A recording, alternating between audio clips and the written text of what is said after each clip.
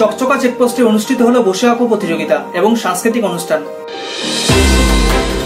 প্রজাতন্ত্র দিবসে বসে আঁকো প্রতিযোগিতা এবং সাংস্কৃতিক অনুষ্ঠানের আয়োজন বন দপ্তরের চকচকা চেকপোস্টে। প্রজাতন্ত্র দিবসে বসে আঁকো প্রতিযোগিতা এবং সাংস্কৃতিক অনুষ্ঠানের আয়োজন বন দপ্তরের চকচকা চেকপোস্টে।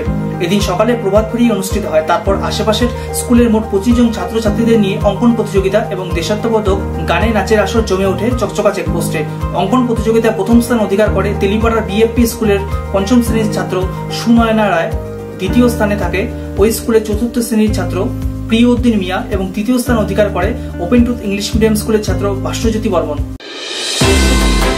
নিজেদের ভবিষ্যৎ সুন্দরভাবে তৈরি করো। আগামী দিনে তোমরা যেহেতু আমরা বনের সাথে যুক্ত আছি, আমরা বনের কর্মচারী, সুতরাং আমাদের সবসময়ই একটা প্রচেষ্টা থাকে বন এবং বন্যপ্রাণীর রক্ষার জন্য।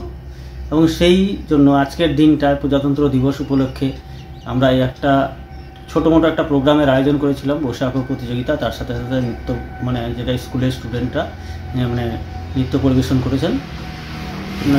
কি বিষয় ছিল? ছবি আঁকার বন এবং বন্যপ্রাণী সংরক্ষণ এবং বন্যপ্রাণী এবং মানুষের যে সংঘাত, সেই বিষয়গুলো নিয়ে এটার উপর থিম করে অঙ্কন প্রতিযোগিতা। কতজন ছাত্র এখানে অংশগ্রহণ করেছে? এখানে টোটাল 25 জন ছাত্র আমাদের পার্টিসিপেট করেছে, ছাত্রছাত্রী মিলিয়ে। আচ্ছা স্যার, আপনার একটু পরিচয় দেবেন। আমি রাজকুমার শাহ, চকচকা চেকপোস্টের রেঞ্জ অফিসার।